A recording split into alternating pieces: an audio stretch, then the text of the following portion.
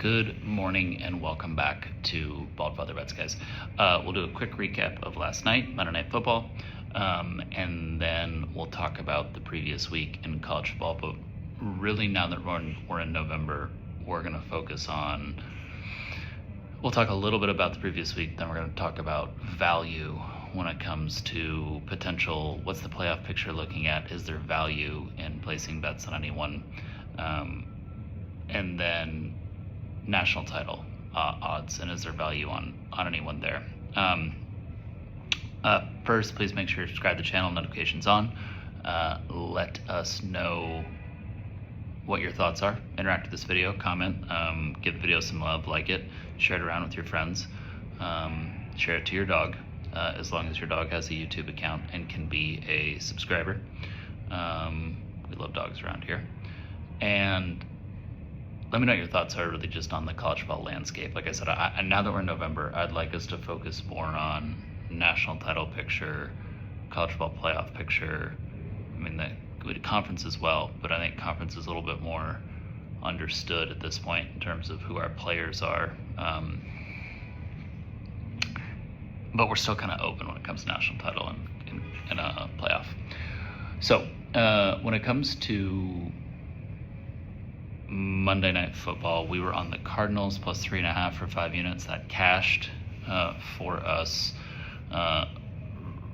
Really, a couple of things. One is outside of the punt return block for the Cowboys, that shouldn't have even been as close as it was. And that was such a weird punt block return. It almost looked like Arizona. Oh my God, their punter's name escapes me right now. It almost looked like he took too many steps up into the pocket. I don't know if you even call punting a pocket like you would a quarterback. Actually, never tried to use that terminology before. But he was almost right in the back of his own blockers. It was very strange. The whole thing took too long to develop. He looked like he was too forward, and then Dallas gets that block and scores a touchdown. So on one end, this thing wasn't even that close. On the other end, you have 2 really long drives by Dallas within their first 3 possessions. I can't remember if it was their first 2 or their first 3 possessions, where you have all the way down to the goal line, go for it on 4th down, no score. Again, these coaches who are allergic to taking points, I'll never understand. And then you have a long drive that ends with a fumble that gets into Arizona territory too. So Dallas had the normal offensive momentum that they usually have, where they're playing really positive, and they just didn't cash on either of those. And then Dallas doesn't have the type of defense that's going to keep them in a game as they start to get behind, because their defense is one of the worst in the NFL. So Arizona able to get a win there, 3-5. I don't see how you don't play Brissett the rest of the year. The team is clearly playing better with him. And I think there's a lot of people in Arizona who never drafted Murray who would probably like to go a different direction at quarterback. And that is regardless of what, I'm not even going to go into what my feelings are about Murray, because I think he's significantly talented. But he is not really a system quarterback, and it would appear that they want more of a system quarterback. There's a lot of offensive coordinators who prefer a system quarterback because they feel what they are able to do executes, as long as they have someone who's operating within their system. And then there's other people who are able to make it work with someone who's more operates outside the system. Think of Buffalo making the switch from Ken Dorsey to Joe Brady, and how much of a positive that move was, given that Josh Allen is not really a system quarterback, right? Think about how well Andy Reid is doing with Patrick Mahomes versus Alex Smith, and someone who operates more outside of the system and makes things happen. And then think about kind of the experiment that's going on right now with Ben Johnson and Caleb, in terms of Ben Johnson likes a system quarterback. Can he make it work with Caleb, who's not? Uber talented, but is not really going to operate within inside your system. He's going to try and make things happen on his own. So anyway, Monday Night Football, 5 units on the Cardinals cashed, and that, I don't remember what that takes us to record-wise. Something really good. So yeah, we're having a great year. Okay, so college football week 10. Ohio State, not really challenged by Penn State at all. Kept it close in the first half, 17-14, mainly due to the turnover that Penn State was able to get and then have a short field and score. After that, Penn State not able to do anything. Indiana blowing out Maryland, and that was after Maryland got a lead on them, and Indiana sitting a significant portion of their starters, and if they had any sort of question whatsoever, they were sitting to make sure they're healthy for this end stretch. And then outside of that, no real main topics in the Big Ten, but we're going to come to one a little bit later with regards to Michigan and Purdue, because it goes into what I really want to talk about in this, and that's playoff and national title picture. Texas Vandy was significant, and that's also we're going to talk about that in playoff odds and national title picture. Game probably not really as close as the score indicated. Vandy able to do a few things late to make that tighter than it needed to be. Texas Tech with a significant win over Kansas State. Myself, a lot of sharps, actually liked Kansas State live in that game. And not only was Kansas State not live, they ultimately got essentially blown out.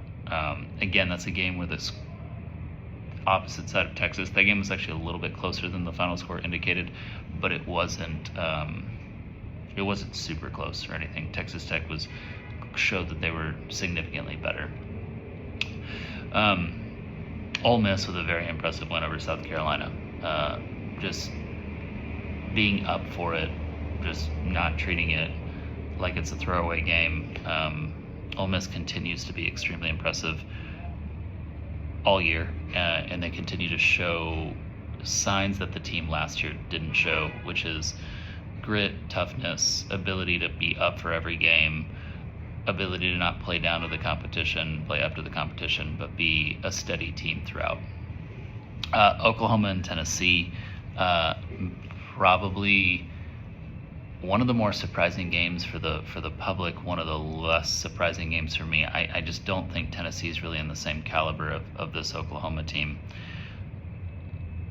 Oklahoma is another one that we're going to talk about here as we get into these playoff odds, because they are extremely interesting when you look at where they're at compared to a few of the other teams in the SEC. Michigan and Purdue. I don't make too much of it, guys. Michigan isn't a juggernaut this year, but they're a good team. And so that's why they only have 2 losses, but that's why you're not seeing anything significant from them where you're like, yep, there's the national title contender, because they're not a national title contender, but they're a good team who's a build team who's building towards 26 and really towards 27, honestly. If you look at what they have, you look at how they built their recruiting class, you look at what they have in Underwood being a true freshman, you're going to have a Big Ten title contending, maybe fringe national title contending team next year, and if things go well, you're going to have a true national title favorite contender in 27, especially also considering that 26, the game will be at Ohio State, 27, the game will be in Ann Arbor, because it's in Ann Arbor this year, and we're going to talk about that one in just a second too. And then lastly, USC, Nebraska. So Nebraska probably wins that game if Rail stays healthy. That's a crushing loss for Nebraska, because a broken fibula, it isn't just that he's out for this year. That's going to eat into a significant portion of his offseason. And off seasons are when players develop, get stronger, get better, all that stuff. So now you're coming into Rail's money year, his junior year, his payoff year, because he's probably going to go pro after that, and you're not going to get him during off-season workouts for a significant portion of it. Summer, spring, You'll have him at the early part of fall, most likely. You may get him towards the late half of summer, but he's not going to get to go through a summer conditioning program and a weightlifting program and a strength training program at the same level that he would if he wasn't in this rehab. It's a crushing blow. I feel horrendous for Nebraska as a team and for him. As much as I make fun of the Mahomes thing, like I think he's seems like a pretty good kid. For a program like Nebraska, who's just been dealt crushing blow after crushing blow after crushing blow for the better part of 2 decades and a half now, that's up there. That one's up there. And then what it means for USC, and we'll talk about that here a little bit in playoff odds. All right, so let's get to it. Playoff odds. There are some very, very interesting things here. Let's first talk about what are the books trying to bait you with. Their books are trying to bait you with 3 teams mainly right now. They're trying to bait you with the minus 375 and minus 350 numbers on Oregon and on Notre Dame, and they're trying to bait you with the plus 160 number on BYU. You look at BYU's schedule to finish this thing out. Their schedule's backloaded, just like most of the Big 12 schedules are, because the Big 12 smartly wants to get spotlight games on them in the month of November to try and increase the chances that they get multiple teams into the playoff, as well as revenue for themselves. It's a smart strategy. It's worked out for them well in the past. But you see BYU now has games against Texas Tech, TCU, Cincinnati, and then finishes out with UCF. BYU has to go 11-1 to have a true chance to get into the playoff. If they go 10-2, they're not going to make it, just due to the strength of schedule. And they are 10-point dogs against Texas Tech this weekend, and they are probably going to be dogs against. I don't know if they'll be dogs. They have a good chance of also losing one of the two. And I'm giving them essentially no chance to beat Texas Tech this weekend, and they're probably going to be dogs against one of the two. I don't know whether they'll be dogs or favored. They're going to lose one of the other 2 games, to TCU and Cincinnati. Notre Dame and Oregon. So Oregon has a difficult game this week at Iowa. They got very lucky in. I still don't understand how it's not Big Noon kickoff, but I think the Big Ten made some moves there because they don't want Oregon to lose. If you're Fox, and with how shit the Big Ten has been this year because of Penn State and the fact that they pre-selected 3 games to start the season, and one of them was the Ohio State-Penn State game. If you're Big Noon, you were trying to do everything you can to up your streams and your numbers. Pretty much every single week, ABC, the noon, the 4:30, and the 7:30 have been the noon, the 3:30, and the 7:30 have been the 3 highest watched games almost every single week.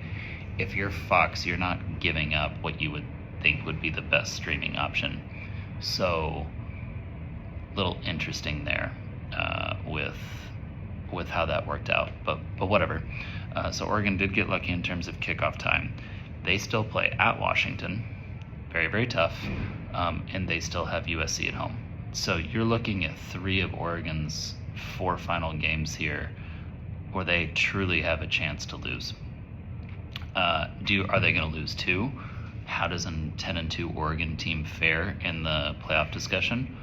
Those are all interesting questions we're going to discuss a little bit more. Notre Dame.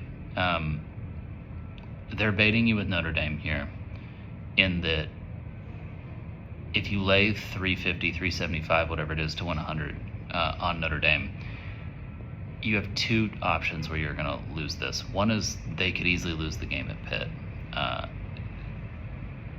That's a tougher matchup than people are realizing. Much more tough than probably the Navy one is this weekend. Then that's an opportunity. They go 9-3 and they have a 0% chance to get in at 9-3. They also could not get in at 10-2. And I'm going to talk about that a little bit as it comes down to the context of a 9-3 SEC team getting in. So let's then now look at what are some of these numbers and what are they telling you. As soon as the national title odds were released at the end of this past week, Texas came out at 40-1, so plus 4,000 in a lot of these books. They immediately got bet down to 30-1. If you are someone who holds future tickets and you like them, you need to have a national title ticket on Texas right now, even if you can only get 30-1. Because if Texas gets in, they are one of a very select amount of few teams who can win the national title. And then what are the books telling you on them getting in? So I talked about the plus teams. So you can't get a ticket anymore in Ohio State or Indiana because they're like a shoe-in. So then where it then starts next is like Alabama minus 1,000. Then you kind of have the Oregons at minus 350, Notre Dame's at Oregon minus 350, minus 375, then the BYU at plus 160. When they initially released the odds for college football playoff, Texas got bet from 12-1 down to 2-1 to make it. That's how hard sharps hit Texas to make it. Oklahoma currently sits at 4.75-1. So Texas is at plus 200, Oklahoma is at plus 475. What they're telling you is they think that there is a good enough chance that a 9-3 SEC team will make the playoff. At 9-3, I had maintained for a very long time there were a very select few candidates who would make it, with Oklahoma being one of them given their strength and schedule. What they're telling you is they think that the head-to-head from Texas to OU would reign supreme in that situation. I can see it either way. From an objective standpoint, I would put Oklahoma in because I value strength of schedule so much. It's like, to me, it is the most important thing in terms of determining who should, and the reason it's the most important thing is because I'm a bettor. So in professional betting, strength of schedule, especially in college, is how you're able to get value on teams where, like, a public dog oftentimes has a really good record, but they haven't played anybody, and that's why they're a public dog, and the public thinks they're good, but they're not actually good. So like BYU. BYU is not actually a good team. They are a no. So there's a translation there that happens. I would objectively say OU should go. However, the Texas OU final score was probably resounding enough, and Texas is a big enough brand that it's going to be tough for them to overlook that. Now, I want to also talk a little bit about how does the SEC not get a 9-3 team in?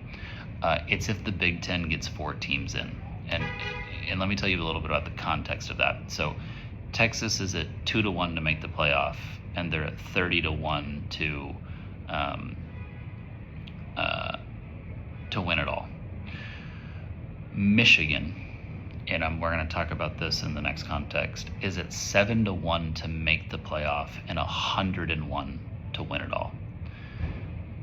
Michigan has no chance of winning a national title, but they have a realistic chance to make the playoff. And if you like Michigan in the game, your bet right now is Michigan to make the college football playoff, because it's at plus 700. And I promise you, if you're like, well, I'm just going to take them money line against Ohio State, that number is a lot less than you probably realize what it's going to be in your mind. Michigan will be somewhere just under plus 200, or maybe slightly above plus 200 money line against Ohio State. And the line is going to be less than probably what you have in your mind right now too. The look-ahead line preseason was Michigan plus 5.5. It's going to be within 2 points of that. I actually think it's probably going to be right about that. But if you like them, a Michigan plus 700 ticket to make the playoff is what you want to be holding right now. You very much so want to be holding it. And what's going to potentially get in your way is Michigan's 2 games, especially the one at Northwestern, their next one upcoming, are not gimmies for Michigan. We just told you this Michigan team is a good team, and they are not a juggernaut, meaning that this game against Purdue didn't surprise it didn't surprise me at all. Michigan had no business being 21-point favorites. If it was a bigger game, we probably would have been on Purdue plus the points. Michigan potentially could be in a dogfight against Northwestern. It's an 11 a.m. kickoff. Northwestern is the absolute most. You have to bring your own juice to that stadium. I mean, that stadium is like, everything about that stadium is sleepy. It's a morning kickoff. Now, Michigan has been one of the most dominant teams against Northwestern as of recent. Even last year when Michigan wasn't having a really good year, they beat the ever-loving shit out of Northwestern. They tend to play Northwestern very well. That's a sleepy spot. And then they have to play at Maryland. And none of these things are gimmies before they play Ohio State. But they're going to be favored in both. Let's say they get through those. Then you're sitting there with essentially a plus 700 money line ticket against Ohio State, when the best money line ticket you're probably going to be able to get at that point is like a plus 190, plus 185, plus 175, something like that. That's the play that you want right now. So in terms of future tickets, I think Michigan at plus 700 has very good value. And then in terms of national title odds, Texas at plus 3,000 is by far the best one.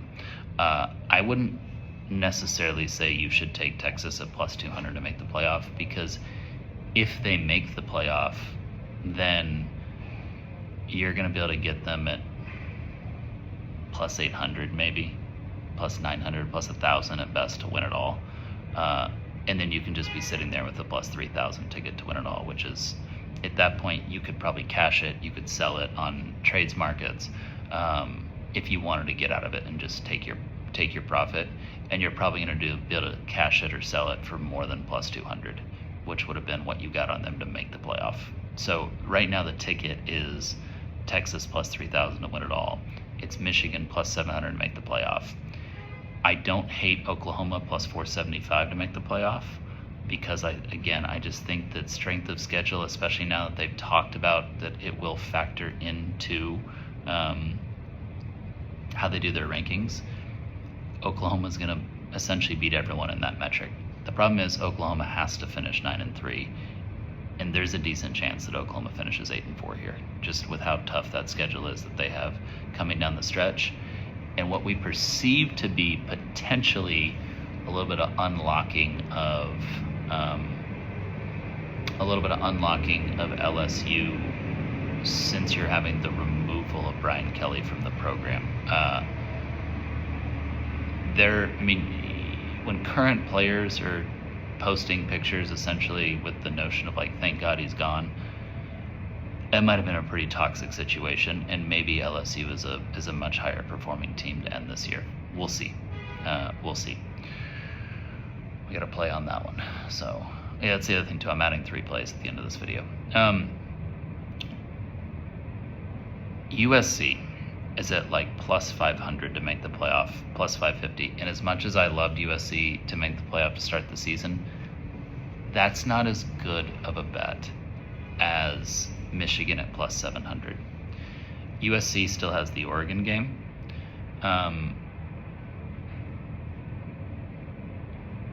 USC still has Iowa.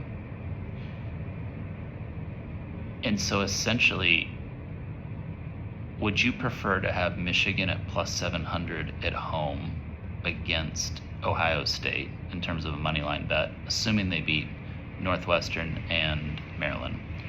Or would you prefer to have USC plus 550 money line on the road at Oregon? And that's assuming that they beat Iowa, who is even more tough than assuming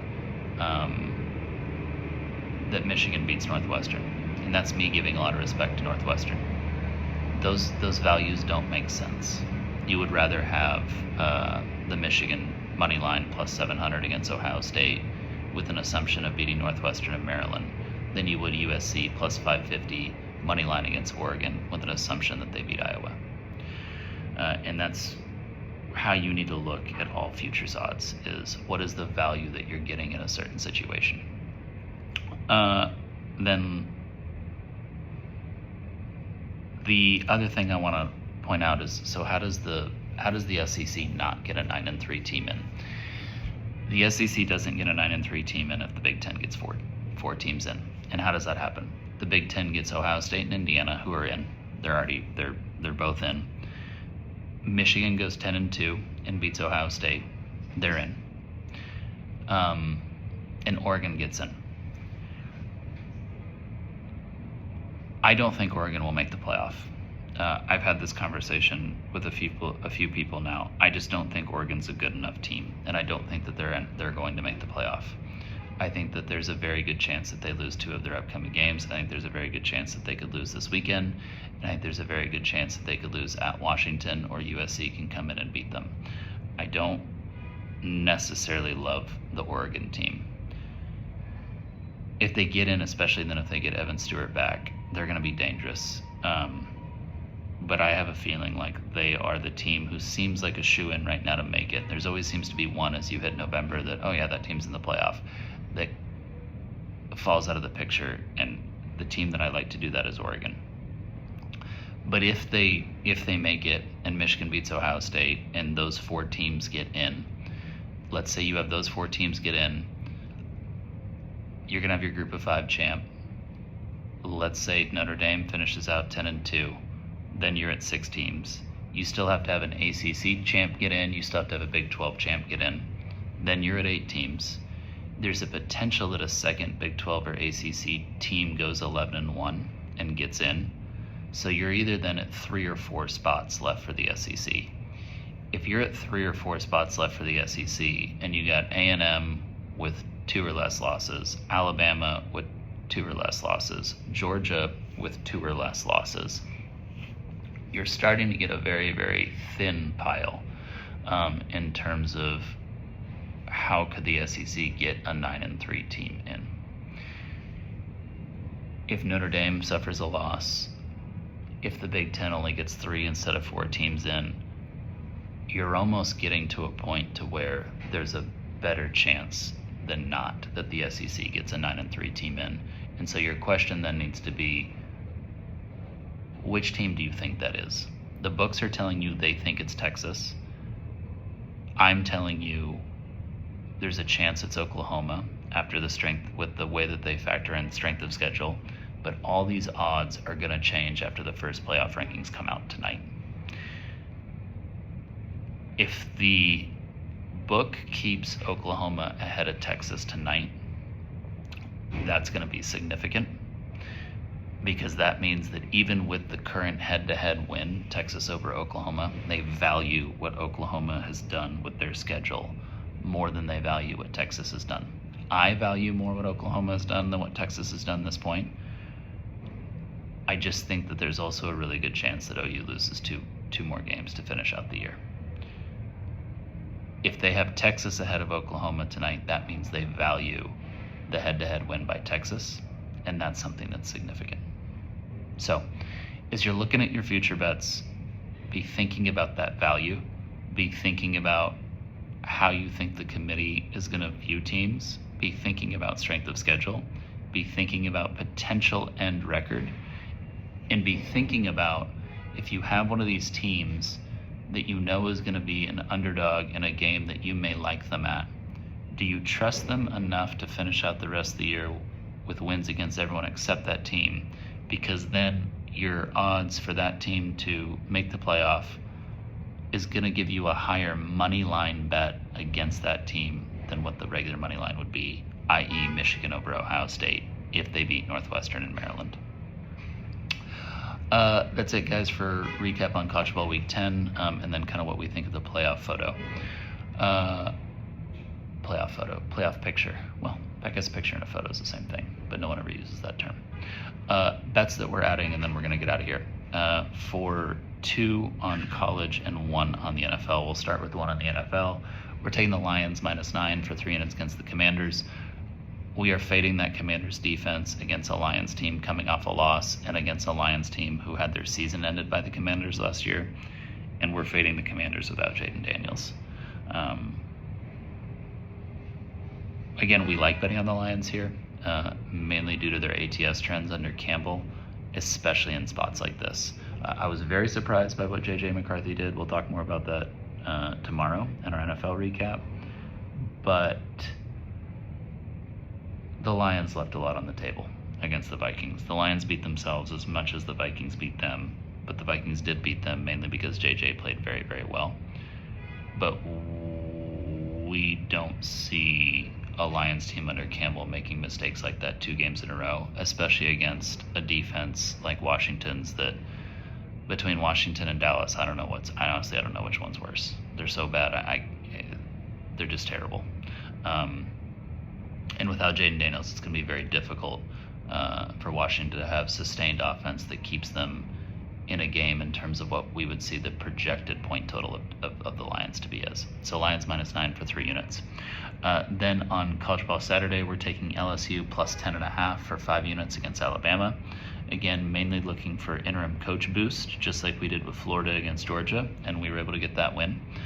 And we are looking at a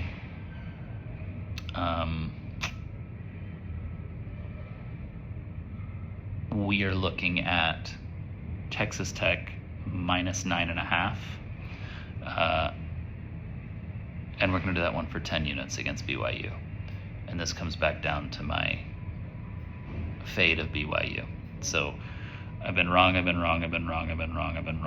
We'll see what happens here. That's it for today. Thank you guys very much. We'll be back at you again tomorrow. Again, give the video some love, like, share, comment. Let me know what your thoughts are on the college football playoff picture. And we'll talk more about the NFL tomorrow. Thanks, guys.